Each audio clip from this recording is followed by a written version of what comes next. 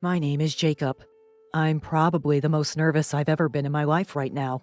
That's because today is the day I'm going to Sarah's house to formally ask her for her hand in marriage. Sarah and I were classmates back in middle school, and we started dating after we reconnected at a school reunion about 6 months ago. We're both over 30 now, and naturally, we've been talking a lot about our future. Sarah often brought up marriage. While Sarah did put a bit of pressure on me, I was also considering settling down, and so we decided to get married. Because of that, I regret not being able to propose to her properly. We decided to get married before we really planned anything, and it was only a few days ago that we decided I would go to her house to formally ask for her hand. I've never met Sarah's parents since we started dating, but I once caught a glimpse of her father. It was either at a parent-teacher conference or at a school fair during our middle school years. I remember him talking about education with our homeroom teacher. While he seemed a bit intimidating at the time, I was impressed by how passionate a father could be about his child's education. That's probably because I lost my own father when I was in elementary school, and he was a man who didn't interfere much and let me do what I wanted to do. So the memory of Sarah's father talking with the teacher was particularly vivid. He must be a very serious person. So what will he think when he finds out we decided to get married on a whim and that I didn't propose properly? He might even say that our relationship of only 6 months is too short. The more I think about it, the more anxious I become, and I didn't sleep well last night. As I struggled to eat my breakfast, my mom looked at me with concern. I told her I was going to introduce her to my girlfriend soon. I haven't told her yet that it's Sarah, as I wanted to surprise her. My parents were also middle school classmates, so I think she will be happy to find out that my future wife is also a classmate. After my father passed away, our family struggled financially, and I had to start working right after graduating from middle school. I owe it to my mom that I managed to stay on the right path. She's always been upbeat, never talks bad about others, and is very positive. Because of her, I've always been able to live with hope. My mom rarely asks about my love life or whether I have a girlfriend. We live together, and she knows I'm busy, so I think she's just being considerate. I want to reassure her.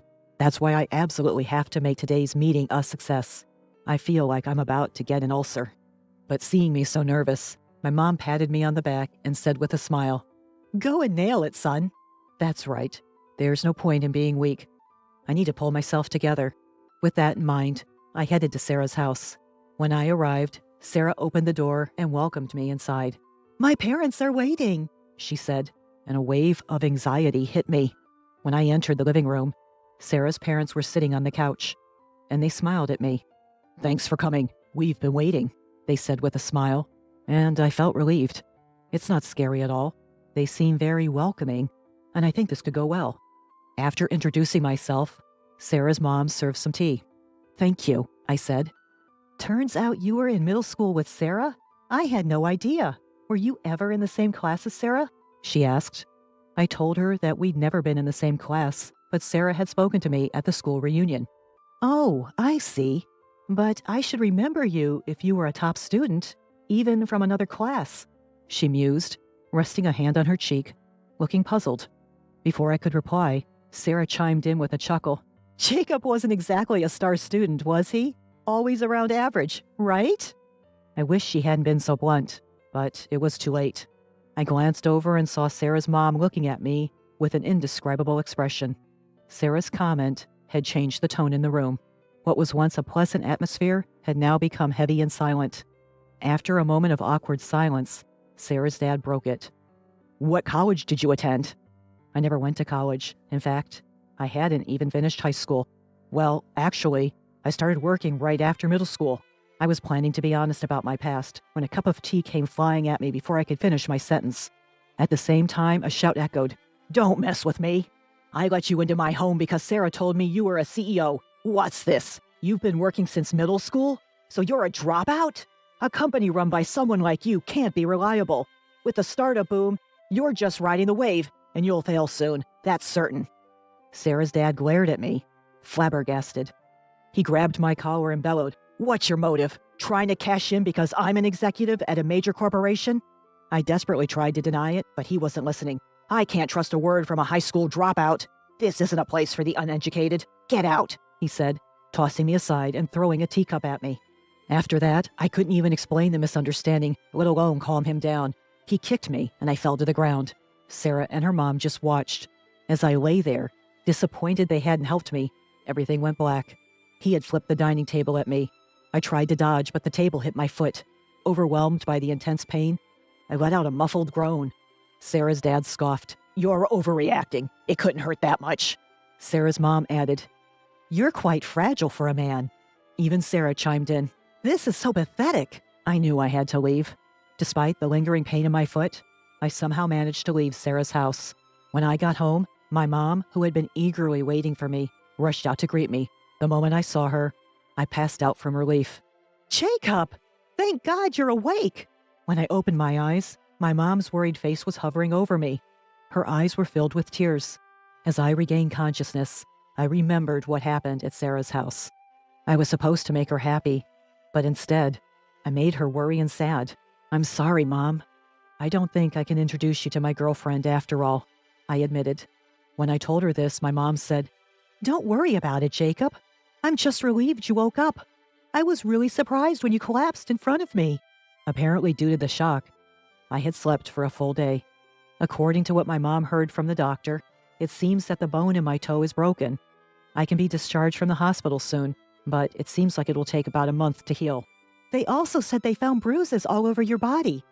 I won't force you to talk, but if you can, could you tell me what happened?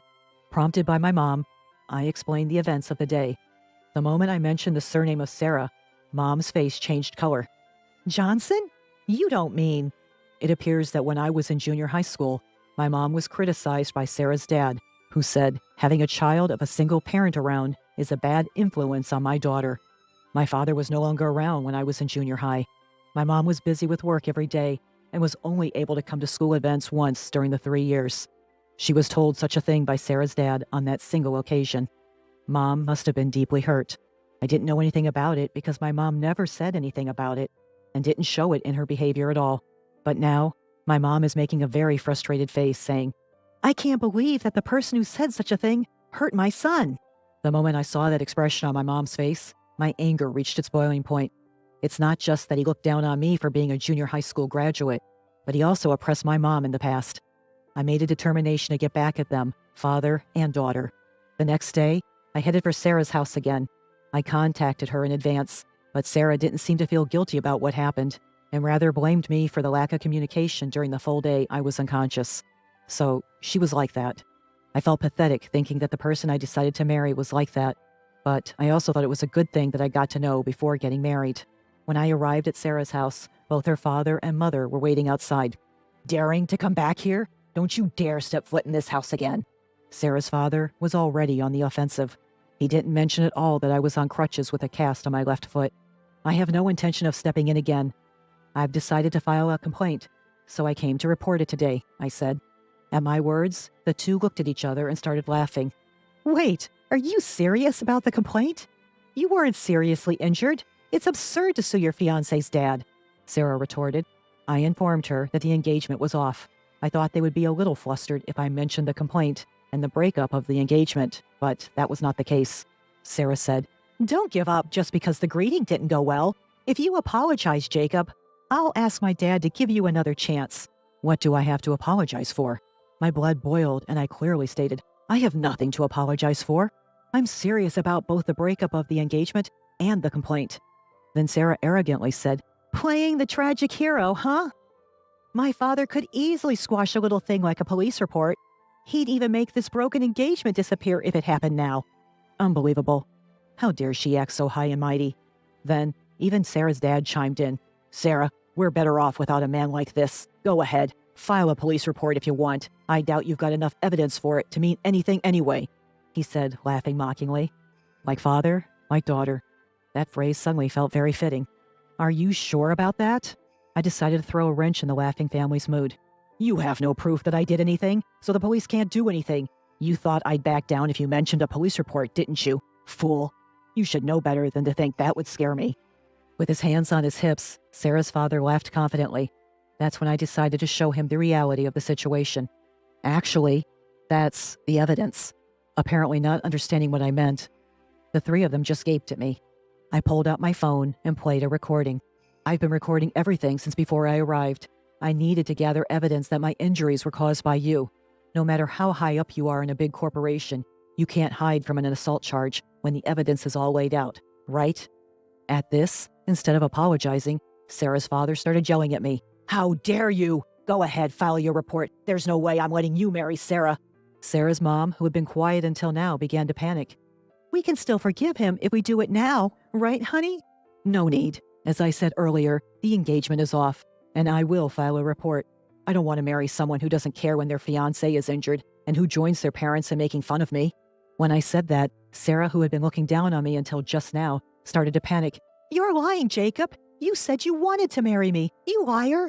Sarah's dad then started, "You low-educated punk. I'll never forgive you," and lunged at me. The shock of his punch threw me off balance, and I fell to the ground. Sarah's mom desperately tried to stop her husband, who was about to start punching me while I was down.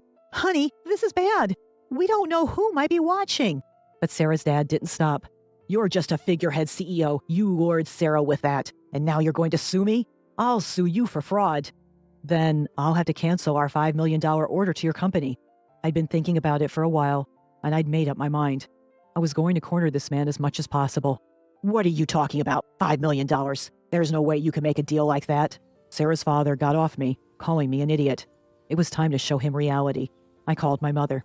"What are you going to achieve by calling your mother? Sarah told me you only have one parent. How sad that you only have your mother to help you in times like this. It really does make a difference not having a father, huh?" Sarah's father, who didn't know what was coming, still looked down on me. It was almost comical.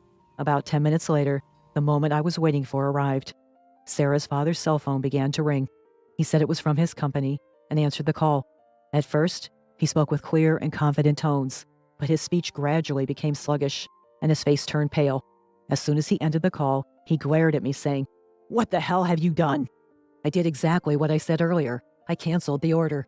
I didn't want to do business with a company that looks down on people for being less educated or from single-parent families. I explained calmly. But Sarah's father didn't seem convinced. "There's no way someone with your low education level could do that. Do you have connections or something?"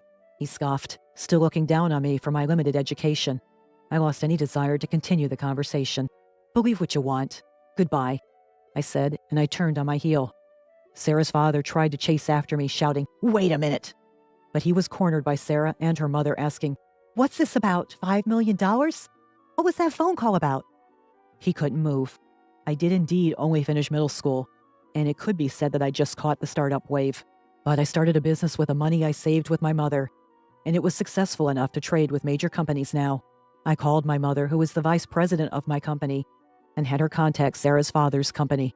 I didn't want to bring personal matters into work, but I had reached my limit. But when I got home and saw my mother's usual cheerful face, I felt guilty. Bringing my personal matters into it, I was finished as a CEO. I also felt sorry for having made my mother take on such an unpleasant role. "Sorry, Mom, for making you make that unpleasant call, and for making us have to find another supplier." I apologized. In contrast to my apology, my mother was smiling. When I asked her why, she said, "I came up with a good idea and decided on my own without consulting you, the CEO." When my mother called the president of the other company, she reported what Sarah's father had done to me.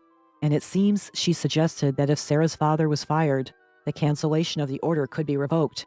Before I got home, the president of the other company called to say that Sarah's father had been fired. My mother, true to her word, seems to have continued the order.